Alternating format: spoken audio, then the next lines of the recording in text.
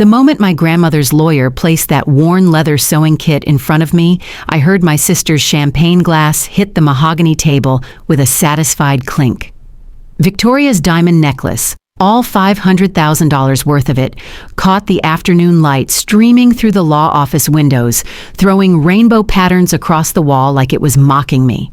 Even the lawyer seemed embarrassed for me, clearing his throat as he pushed the small, shabby box across the polished surface. And to my granddaughter Lily, he'd read from the will just moments before, "I leave my mother's sewing kit. May she find comfort in its contents." Comfort. While Victoria got $500,000 in diamonds, I got comfort. The bitter irony wasn't lost on me as I picked up the kit with trembling fingers, its leather surface cracked with age, the brass clasps tarnished beyond recognition. What nobody in that room knew, what I wouldn't discover for 3 more days, was that those threads inside weren't just threads.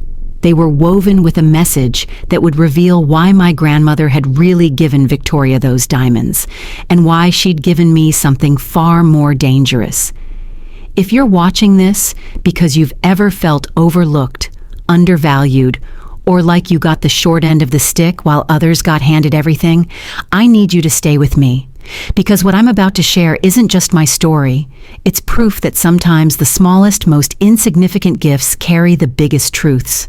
Like this video, if you've ever been the one who got less, and let's see how many of us there really are. My name is Lily Chen, and I'm 23 years old. For as long as I can remember, I've been the family disappointment, the art school dropout who couldn't hack it in the real world according to my parents, the weird one who spent more time sketching in notebooks than networking at country clubs. Victoria, my older sister by 4 years, was everything I wasn't. Harvard MBA, engaged to a senator's son, the kind of person who could walk into a room and immediately own it. She had our mother's sharp cheekbones and our father's commanding presence, while I had inherited what my mother called unfortunate features from my grandmother's side of the family. Wide-set eyes that she said made me look perpetually surprised, and hands that she complained were too large for a proper lady. The reading of my grandmother Rose's will was supposed to be a formality. We all knew Victoria would get the bulk of the estate. It had been that way our entire lives.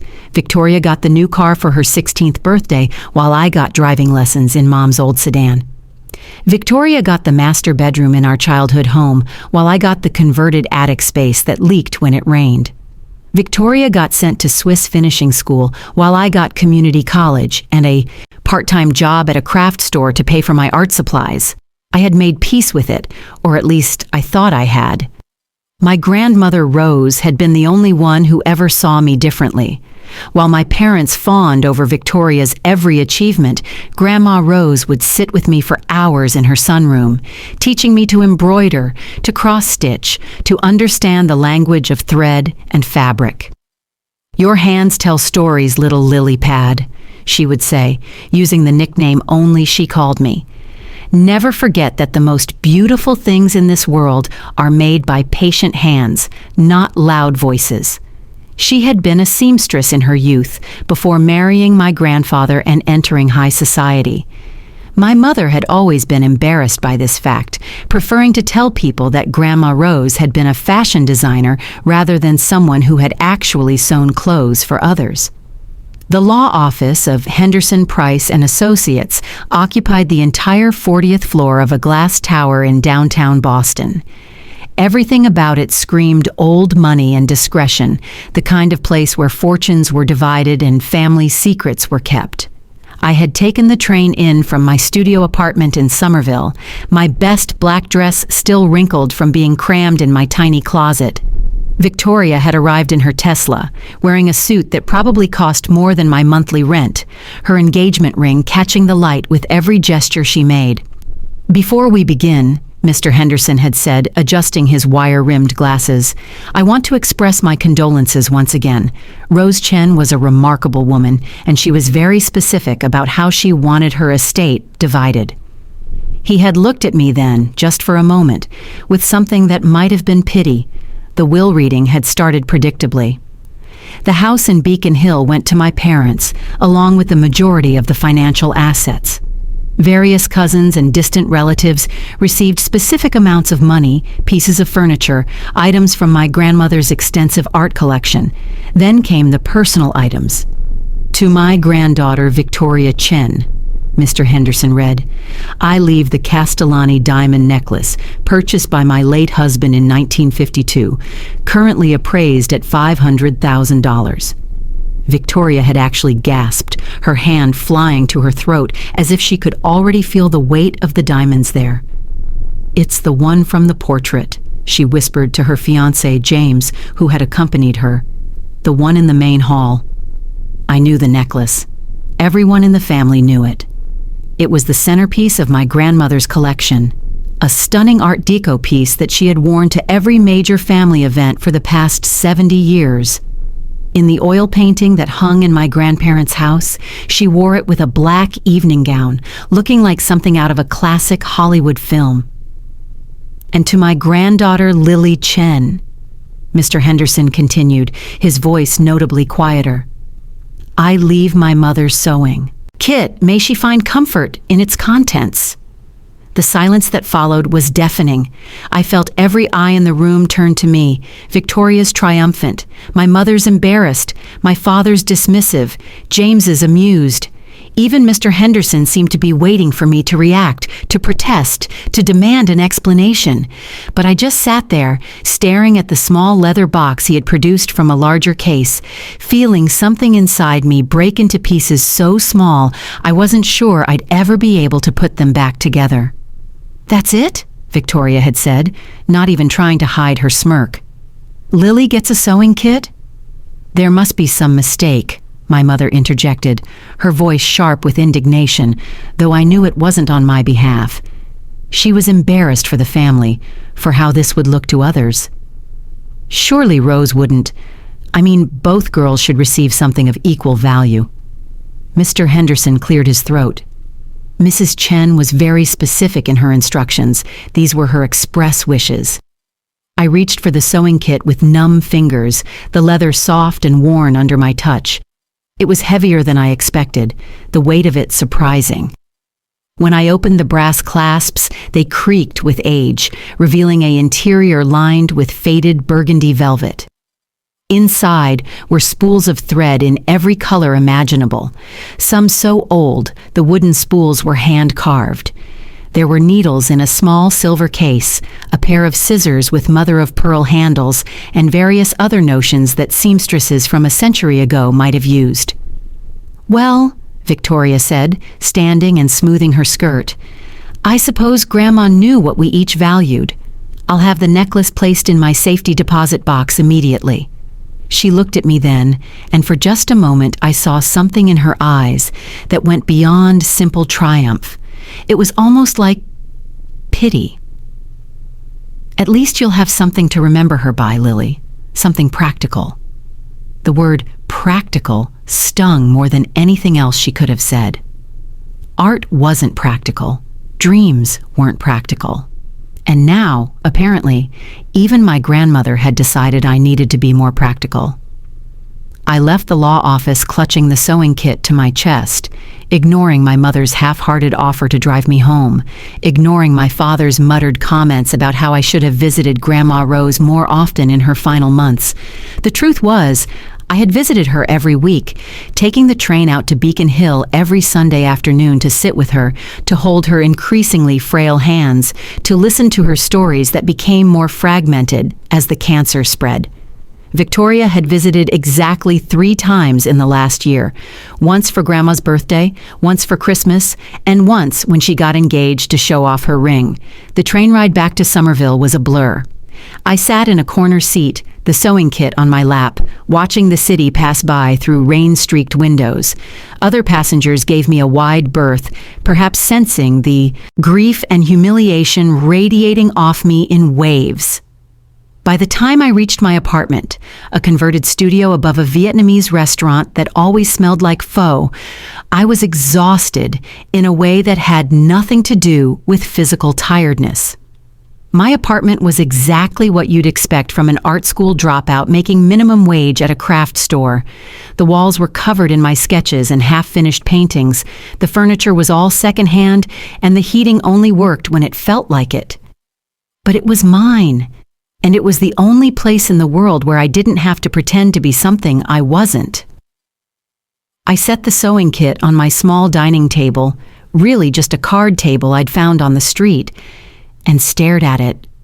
For 3 days, I couldn't bring myself to really examine it.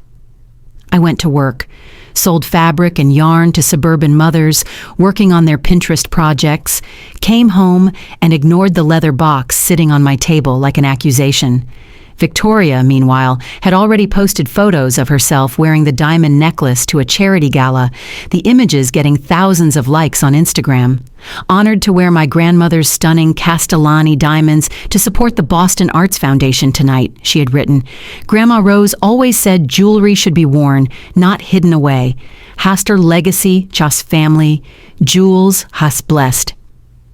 It was that hashtag, blessed, that finally drove me to really look at the sewing kit. Blessed.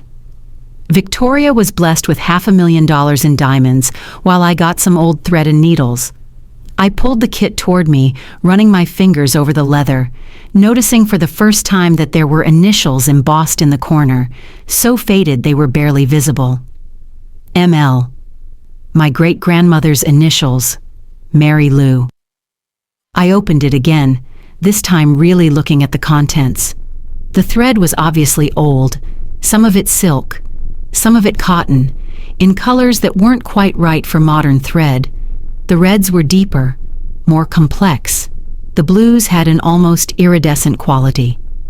I picked up one spool, a deep emerald green, and noticed that the thread wasn't wound evenly.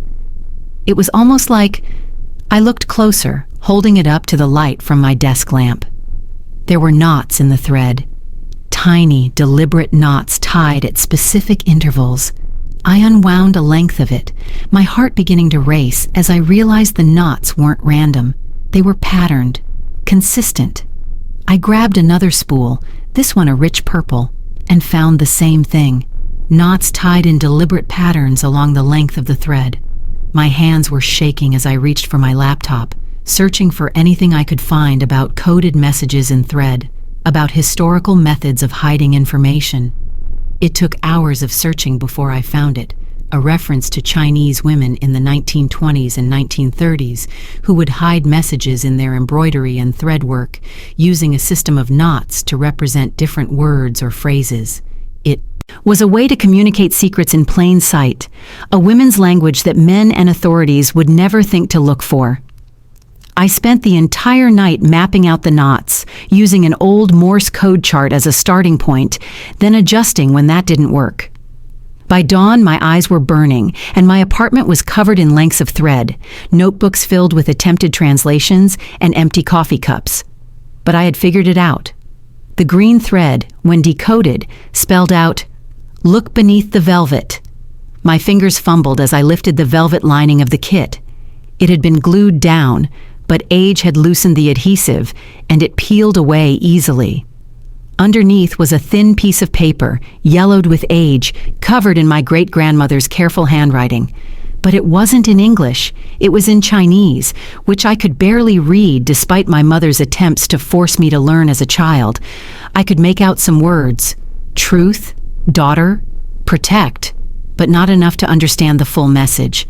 There was more. Behind the paper was a small key, no bigger than my thumb, made of brass and unlike any key I'd ever seen. It had strange teeth, almost like a puzzle piece, and a number engraved on the head, 1847. I turned the paper over and found more writing, this time in English, but in my grandmother's hand, not my great-grandmother's. For my little lily pad, when the time is right. The truth about the diamonds is, in box 1847, Boston Safe Deposit, State Street. The real treasure was never the stones. I sat back, my mind racing. Boston Safe Deposit was one of the oldest banks in the city, the kind of place that had been around since before the Civil War. Box 1847. The real treasure was never the stones. What did that mean? And why had my grandmother gone to such lengths to hide this from everyone except me? I called in sick to work that day, something I never did because I couldn't afford to lose the hours. But this felt more important than selling yarn to bored housewives. I dressed in my best outfit, which wasn't saying much, and took the train into downtown Boston, the key burning a hole in my pocket. Boston's safe deposit looked like a fortress made of marble and old money. The lobby was all dark wood and crystal chandeliers, the kind of place where everyone spoke in hushed tones, and the security guards wore suits nicer than anything I owned. I approached the front desk, my heart pounding so hard I was sure everyone could hear it. "I need to access a safety deposit box," I said to the woman behind the desk, who looked at me with the kind of polite skepticism reserved for people who clearly didn't belong there. "Do you have an account with us?" she asked, her fingers already poised over her keyboard to look up the information she was sure wouldn't exist. My grandmother did, Rose Chen. She passed away recently and left me access to box 1847. The woman's fingers stilled. She looked at me more carefully, then at her computer screen, then back at me. "Box 1847 is one of our legacy boxes," she said slowly. "It's been in the Chen family for, 93 years. You said you're Rose Chen's granddaughter?" "Yes, Lily Chen." I pulled out my driver's license, the key, and a copy of the will that Mr. Henderson had given me, though it didn't mention anything about a safety deposit box. She studied the documents, then made a phone call, speaking in low tones I couldn't quite hear. After what felt like an eternity, she stood. "Please follow me, Miss Chen." She led me through a series of increasingly secure doors, each requiring a different form of authentication, until we reached the vault. It was like something out of a movie. Walls of brass boxes, some tiny, some large enough to hold paintings. She stopped at a section that looked older than the others, the brass darker with age. "Box 1847, she said, inserting a bank key into one lock. "You'll need to use your key for the second lock. I'll give you privacy. Press the button when you're finished." My hands were shaking so badly it took 3 tries to get the key into the lock. When it finally turned, I heard a click that seemed to echo through my entire body. The door swung open, revealing a space about the size of a shoebox. Inside were 3 things: a leather journal tied with a ribbon, a manila envelope that looked much newer than the journal, and a small velvet jewelry box. I opened the journal first. The first page was in my great-grandmother's handwriting, in Chinese. But as I flipped through, I found pages in English, written by my grandmother. My breath caught as I began to read. "If you are reading this, my little lily pad, then you have found the truth I've been protecting for 70 years. The Castellani diamonds that your sister now wears are not what they seem. They are not diamonds at all, but expertly crafted fakes, replaced by my mother-in-law in 1953 when the family faced financial ruin. The real diamonds were sold to save the family from bankruptcy and scandal." I had to read it 3 times before it sank in. The diamonds, the $500,000 diamonds that Victoria was so proud of, were fake, worthless. Beautiful, certainly, but nothing more than crystal and clever craftsmanship. The journal went on. "Your grandfather never knew. He would have been devastated to learn that his mother had sold his wedding gift to me. So I kept the secret, wore the fakes to every event, smiled for every photograph, and let everyone believe in the illusion. But I also did something else. With the money from the real diamonds, which my mother-in-law gave to me in secret before she died, I made investments. Quiet investments, careful investments, always in my maiden name so your grandfather wouldn't know. The statements are in the envelope." My fingers fumbled with the manila envelope. Inside were bank statements, investment portfolios, deeds to properties. I'd never heard of. The numbers made my head spin. The initial investment from the diamond sale in 1953, $50,000, a fortune at the time, had grown over 70 years into something astronomical. There were stocks in companies that had started small and become giants, real estate in neighborhoods that had gentrified beyond recognition, bonds that had matured and been reinvested again and again. The total value was, I had to count the zeros 3 times. $43 million. $43 million. I sank into the chair the bank had provided, my legs suddenly unable to hold me. The velvet jewelry box sat unopened on the table, almost forgotten in my shock. When I finally opened it, I found a simple gold ring with a single small ruby, nothing flashy, nothing that would draw attention. But inside the band was an inscription. For the one who sees truth. ML. My great-grandmother's ring. The only piece of real jewelry she had kept. The journal had more to reveal. My grandmother wrote about watching Victoria grow up, seeing her become more and more like my parents, obsessed with appearances, with status, with being seen as successful rather than actually being successful. She wrote about how Victoria had laughed when my grandmother tried to teach her to sew, calling it servant's work. She wrote about how my parents had forbidden me from spending too much time with her when I was young, worried I would pick up low-class habits. But mostly, she wrote about me.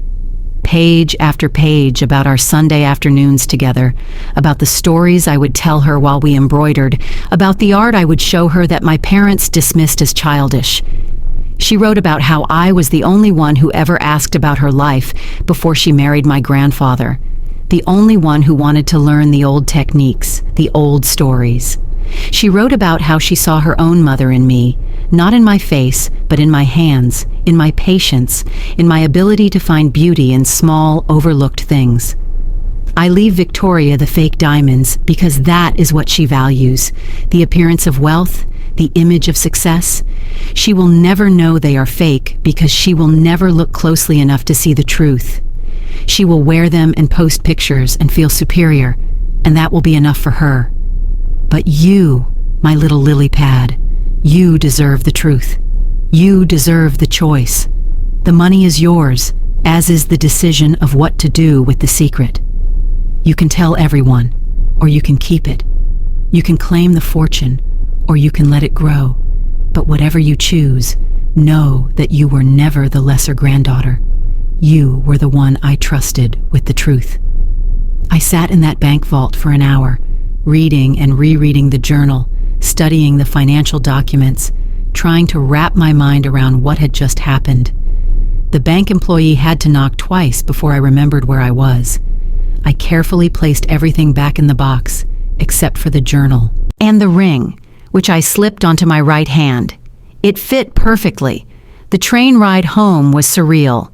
I sat there, looking at my reflection in the window, seeing the same person I'd been that morning, but knowing everything had changed. I had $43 million. I had the power to destroy my sister's image with a single revelation about the fake diamonds. I had choices I'd never imagined having. But I also had 3 days of processing to do before I made any decisions. 3 days of going to work, selling thread and fabric, living in my studio apartment with its temperamental heating and persistent smell of faux. 3 days of watching Victoria's Instagram stories, seeing her wear the fake diamonds to lunch with her future mother-in-law, to a gallery opening, to a Harvard alumni event. She had even made a post about having them reappraised for insurance purposes, bragging about how they had increased in value since the original purchase. It was that post that decided it for me. Not because I wanted to hurt her, but because I realized my grandmother had been right. Victoria had what she wanted. The appearance of wealth, the status symbol, the Instagram likes. The truth would destroy her, not because the diamonds were fake, but because her entire identity was built on them being real. She didn't need the money. James's family had plenty.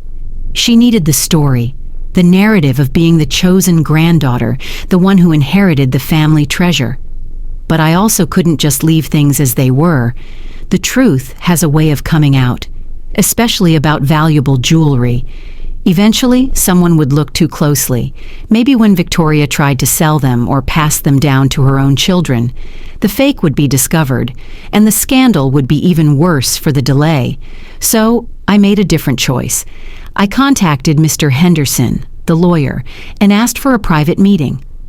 When I showed him the contents of the safety deposit box, his professional composure cracked for just a moment, his eyes widening at the financial statements.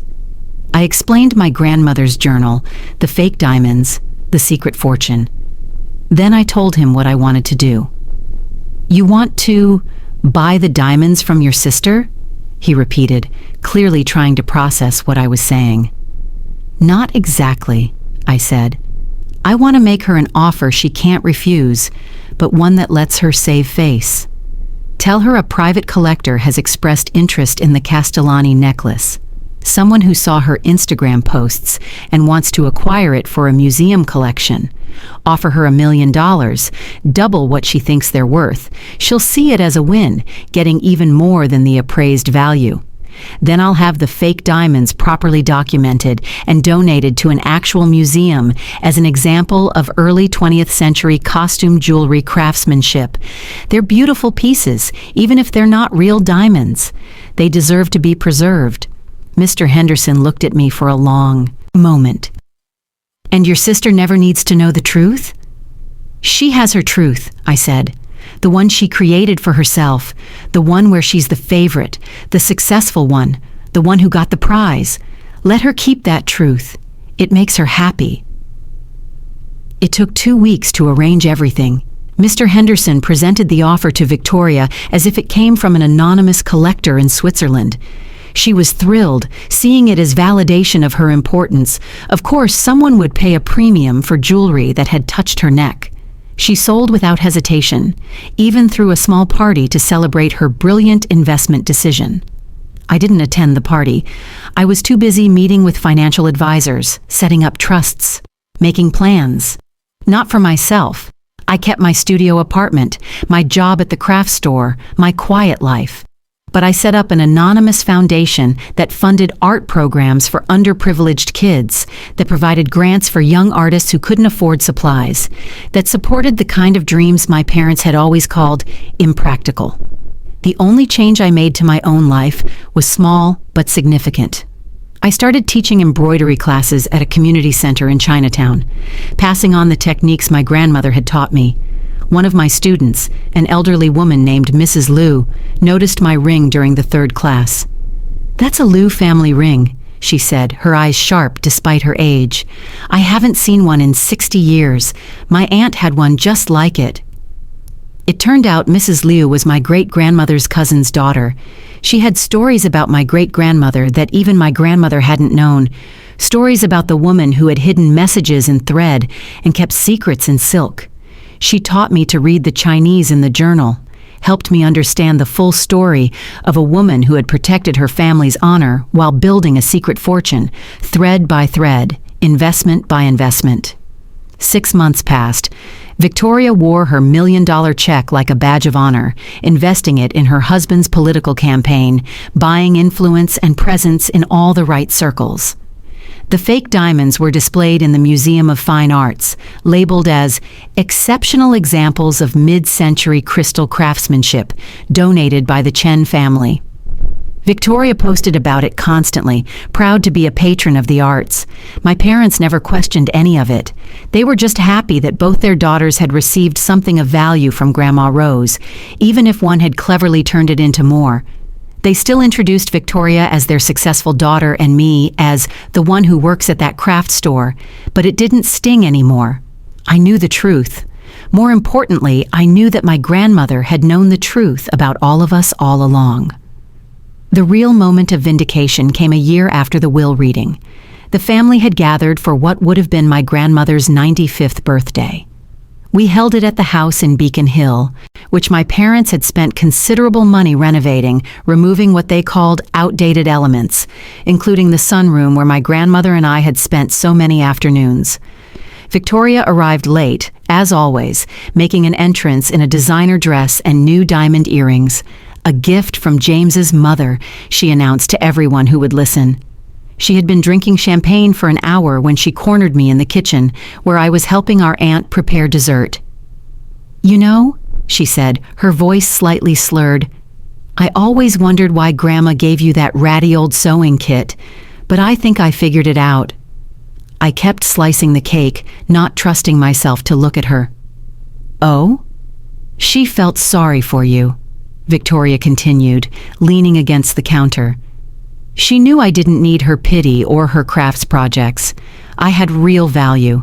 But you needed something to make you feel special, even if it was just some old thread." I set down the knife and turned to face her. Really looked at her. She was beautiful, successful, married to a man who would probably be a senator someday. She had everything she had ever wanted, and she had no idea that it was all built on a foundation of fake diamonds and real delusions. "You're right," I said quietly. "Grandma did know exactly what we each needed." Victoria smirked, satisfied with my apparent admission of defeat. "I'm glad you can finally accept it. Not everyone can be the favorite. But hey, at least you got something to remember her by." I thought about the $43 million. I thought about the art programs I'd funded, the dreams I'd helped launch, the stories I'd helped preserve. I thought about Mrs. Liu and the other women in my embroidery class, keeping alive traditions that my sister would never understand or value. I thought about the journal entries where my grandmother called me her treasure, her truth keeper, her most trusted granddaughter. "You're absolutely right," I said, picking up the cake plate. "I got exactly what I needed to remember her by." That night, after everyone had gone home, I stood in front of the oil painting of my grandmother wearing the Castellani diamonds, the fake diamonds that everyone believed were real. She looked regal, powerful, untouchable. But if you looked closely, and I mean really looked, you could see a tiny detail the artist had included at my grandmother's request. In her lap, barely visible, was an embroidery hoop with a piece of work in progress. The thread was emerald green, the same green as the thread that had held the coded message that changed my life. I still work at the craft store. I still live in my studio apartment above the Vietnamese restaurant. I still take the train instead of driving a Tesla. But every Sunday afternoon, I teach embroidery at the community center, passing on the techniques my grandmother taught me, the ones her mother taught her. My students don't know about the fortune. They don't know about the fake diamonds, or the real estate portfolio, or the carefully managed investments that continue to grow. What they know is that I teach them for free, that I provide all the supplies, that I listen to their stories while we work. They know that I wear a simple gold ring with a small ruby, and that I can teach them to hide messages in their stitches if they want to learn. They know that I believe in the power of patient hands and careful work, in beauty that doesn't announce itself, in treasures that aren't always obvious. Last week, one of my students, a young girl named Maya, whose parents work 3 jobs to keep their family afloat, showed me a piece she'd been working on. It was a portrait of her grandmother, stitched with such care and detail that it took my breath away. "My parents say art isn't practical," she said, echoing words I'd heard my whole life. "They say I should focus on something that will make money." I looked at her work, at the love stitched into every thread, at the story she was telling with her patient hands. "Can I tell you a secret?" I asked. She nodded, eyes wide. The most valuable things in the world are often the ones that don't look valuable at first glance. Sometimes a sewing kit is worth more than diamonds. Sometimes the quiet granddaughter inherits more than the loud one. Sometimes the thread holds more truth than gold. I touched the ring on my finger, thinking of my grandmother, my great-grandmother, the women who had kept secrets and built fortunes in silence. "Keep stitching, Maya. Keep telling your stories. The world needs patient hands like yours." She smiled and went back to her work, adding another careful stitch to her grandmother's portrait. I watched her work, thinking about how my grandmother had watched me, had seen in me something worth protecting, worth trusting, worth leaving the truth to. Victoria still posts on Instagram every day. She still wears expensive jewelry to expensive events with expensive people. She still believes she was the favorite granddaughter, the one who inherited the real treasure. And in a way, she's right. She inherited exactly what she treasured: the appearance of wealth, the illusion of superiority, the story she tells herself about who she is and why she matters. But I inherited something else. I inherited the truth. I inherited the knowledge that my grandmother saw me, really saw me, and trusted me with her deepest secret. I inherited the understanding that real wealth isn't always visible, that real love doesn't always announce itself with diamonds, that real treasure can be hidden in something as simple as a spool of thread. The sewing kit sits on my desk now, in my tiny apartment that still smells like faux. I use it every day, teaching my students with the same tools my great-grandmother used, the same needles that held secrets, the same scissors that cut through lies. Sometimes, late at night, I read my grandmother's journal, her words of love and trust warming me better than my temperamental heating ever could. "You were never the lesser granddaughter," she wrote. "You were the one I trusted with the truth. And that truth has set me free in ways that $43 million never could. It's allowed me to choose my own life, to fund dreams without needing credit, to know that I am valuable not because of what I inherited, but because of who I am. It's allowed me to watch my sister live her carefully curated life without bitterness, knowing that we each got exactly what we valued most. She got the diamonds she could show off. I got the truth I could live with. But the story doesn't end there. Last month, something happened that made me realize the threads of my grandmother's plan went even deeper than I'd understood. James, Victoria's husband, had just announced his candidacy for the Senate. The campaign was in full swing, funded in part by the $1 million Victoria had gotten from selling the fake diamonds. She was in her element, playing the perfect political wife, hosting fundraisers in their Back Bay townhouse, wearing designer dresses, and talking about their vision for Massachusetts. It was at one of these fundraisers that everything began to unravel. Not the secret about the diamonds, that stayed buried, but something else. Something my grandmother had somehow anticipated. A reporter from the Globe was doing a puff piece about James and Victoria, the kind of story that was meant to humanize the candidate, show him as a family man with a beautiful wife and impressive connections. The reporter had done her homework, researching the Chen family history, preparing to write about Victoria's impressive lineage. "Your grandmother was quite the philanthropist," the reporter said to Victoria during the interview. "I know because Victoria called me afterward, needing to vent about what happened next. I found records of numerous anonymous donations to arts organizations, youth programs, immigrant services. The Chen Foundation has given away millions over the years." Victoria had frozen. "The Chen Foundation?" The reporter pulled up her notes on her tablet. "Yes. Established in 1954, shortly after your grandfather made his fortune in real estate. Though interestingly, it was always managed by your grandmother independently, very progressive for the time." Victoria had laughed it off, claimed she knew all about it, that the family had always been dedicated to giving back. But she called me that night furious. "Did you know about this?" she demanded. "Did Grandma ever mention a foundation to you?" I told her no, which was technically true. My grandmother hadn't mentioned it because it hadn't existed until I created it with the fortune from the real diamonds. But Victoria's call told me something important. She was starting to realize there were things about our grandmother she had never known, never bothered to learn.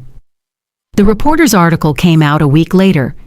It was supposed to be about James and his campaign, but a significant portion focused on Victoria's family history, particularly our grandmother's secret philanthropic empire that had quietly funded hundreds of artists and immigrants over the decades. The reporter had done impressive detective work, tracking down people who had received grants, scholarships, support from the anonymous foundation. Mrs. Chen lived a double life. One grant recipient was quoted as saying, "To the world, she was a society matron. But to those of us she helped, she was an angel who appeared exactly when we needed her most. Victoria was livid. Not because the article was negative. It wasn't. It actually made our family look incredibly generous and forward-thinking. She was angry because she hadn't known, because our grandmother had kept this secret from her, because it suggested that there was a whole side to Grandma Rose that Victoria had never seen or been part of. "Why wouldn't she tell me?" Victoria had said during one of our rare lunches together. "I was the one who went to all the society events with her. I was the one who understood that world." I stirred my coffee, choosing my words carefully. "Maybe she thought you had enough on your plate. You were always so busy with school, then work, then James. But you knew, didn't you?" Victoria's eyes were sharp, suspicious. "All those Sundays you spent with her, she told you things. She taught me to embroider," I said simply. "We talked about art, about patience, about how beautiful things take time to create." Victoria laughed, but it was bitter. Of course, art. While she was secretly giving away millions to strangers, she was teaching you to sew. God, no wonder she left you that pathetic sewing kit. She probably felt guilty for hiding everything else from both of us. I thought about the journal, about my grandmother's words, about how well she had known both of us. She had known that Victoria would never look beyond the surface, would never question why a sewing kit might be important, would never understand that sometimes the smallest gifts carry the biggest truths. "Maybe," I said, "or maybe she gave us each what she thought we could handle." Victoria's campaign duties called her away before she could respond, but I saw the doubt in her eyes, the crack in her certainty that she had been the favorite. It was the first time I'd ever seen her question her place in our grandmother's affections. That night, I went back to the journal, reading an entry I'd overlooked before. "Victoria will never forgive me when she learns the truth. Not about the diamonds. She'll never learn that if Lily is as smart as I think she is. But someday, she'll learn about the foundation, about the donations, about the life I lived beyond her understanding. She'll be hurt that I didn't include her, didn't trust her with it. But how could I? She laughed when I tried to teach her to embroider. She called it servant's work. She never wanted to know about my mother, about where we really came from, about the women who built their power in silence and threads.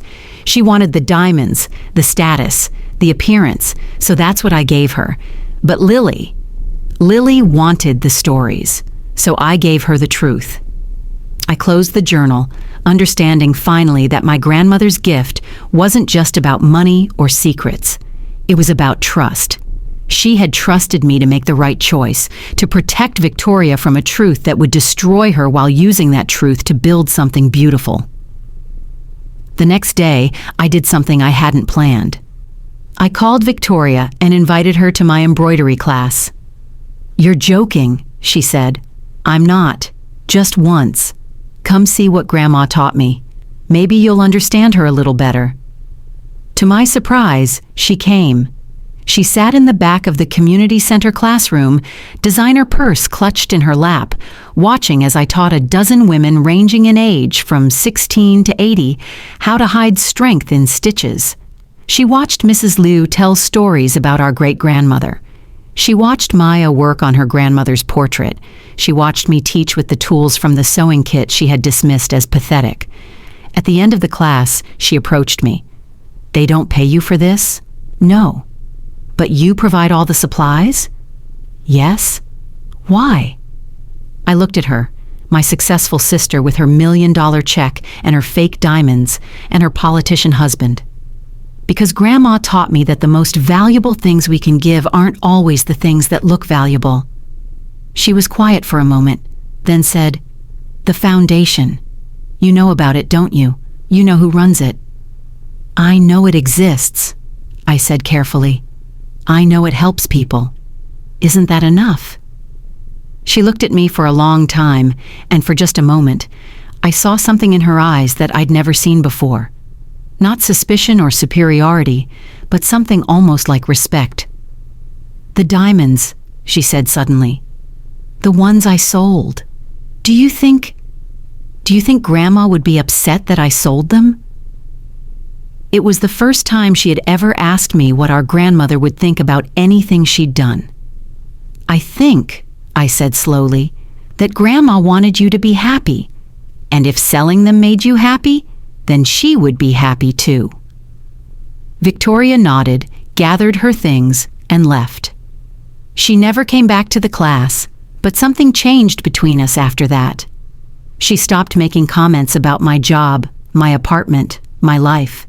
She stopped comparing our inheritances. She started asking, occasionally, about the embroidery techniques, about what our grandmother had taught me, about the stories I had learned. She still doesn't know about the fake diamonds. She still doesn't know about the $43 million.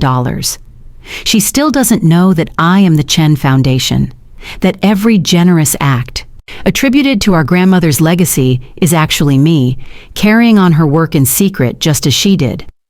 But last week, she did something that would have made our grandmother smile. She established a small scholarship at Harvard for young women studying business, funded with part of her $1 million windfall. She named it after our great-grandmother, Mary Lou, the seamstress who had built an empire with patient hands. "I've been thinking about legacy," she told me when she announced it, "about what we leave behind. The diamonds. They were beautiful, but they're in a museum now. This scholarship, it'll help people. It'll last." I wanted to tell her then. I wanted to tell her that she had just discovered what our grandmother had known all along, that real diamonds aren't always made of carbon, that real wealth isn't always visible, that real legacy isn't about what you're given, but what you give. But I didn't, because my grandmother had been right about this too. Victoria had her truth, the one she could live with, the one that made her feel valuable. And I had mine, hidden in threads and patient hands and secrets that would never need to be told. That night, I added another entry to the journal my grandmother had left me, writing my own part of the story for whoever might find it someday. The diamonds were fake, but the lessons were real. The money was hidden, but the love was visible to anyone who knew how to look. My grandmother gave my sister what she wanted and gave me what I needed. And in the end, we both learned the same truth, just in different ways, that the most valuable inheritance isn't always the one that glitters. I closed the journal and placed it back in the safety deposit box, along with the financial statements that showed the foundation's continued growth. 43 million had become 60 million, carefully invested, quietly distributed, changing lives without fanfare or Instagram posts. But I kept the ring, my great-grandmother's simple gold band with its small ruby. I wear it every day, a reminder that I come from women who built empires in silence, who hid power in patience, who knew that the best secrets are the ones that set you free rather than trap you in their keeping. Sometimes, when I'm teaching my embroidery class, I catch the light hitting the ruby just right, and it seems to glow with an inner fire. My students think it's just a pretty ring, nothing special, nothing valuable. They have no idea that it's worth more than diamonds, that it carries the weight of 4 generations of women who knew how to hide truth in plain sight. And that's exactly how it should be. Because my grandmother taught me the most important lesson of all.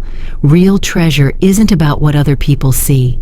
It's about what you know, what you protect, and what you choose to do with the truth when it's finally yours to hold.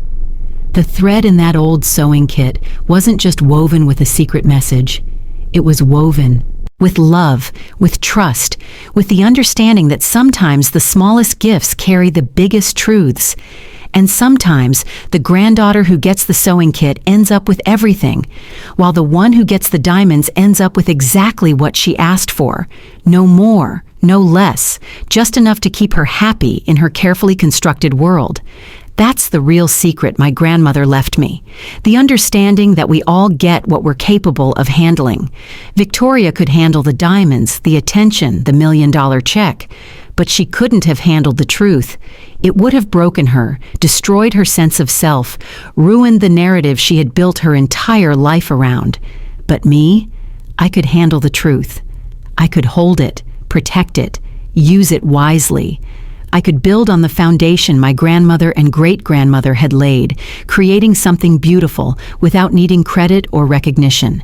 I could be rich beyond measure while living in a studio apartment that smells like faux, because I understood what they had understood, that real wealth has nothing to do with what shows on the surface. The sewing kit sits on my desk, a reminder of everything I've learned, everything I've inherited, everything I've chosen to become. Sometimes I run my fingers over the worn leather, feeling the connection to the women who came before me, the ones who knew that power doesn't always announce itself, that strength can be hidden in the smallest stitches, that love can be woven into thread so carefully that only the right person will ever find it. And I was the right person.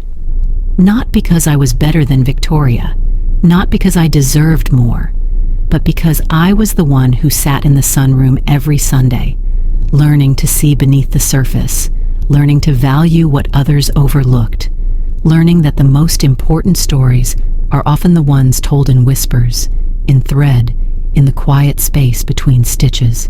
My grandmother knew that. She knew it when she watched me work, patient and careful, never rushing, never demanding attention. She knew it when she wrote her will, leaving Victoria the flashy fake and me the humble truth. She knew it when she trusted me with a fortune that could have destroyed our family if handled wrong. And now I know it too. I know it every time I teach a young girl to embroider, every time I fund an artist's dream anonymously, every time I watch Victoria post about her perfect life on Instagram, never knowing that her little sister, the failure, the disappointment, the one who got just a sewing kit, is the keeper of secrets worth more than she could ever imagine.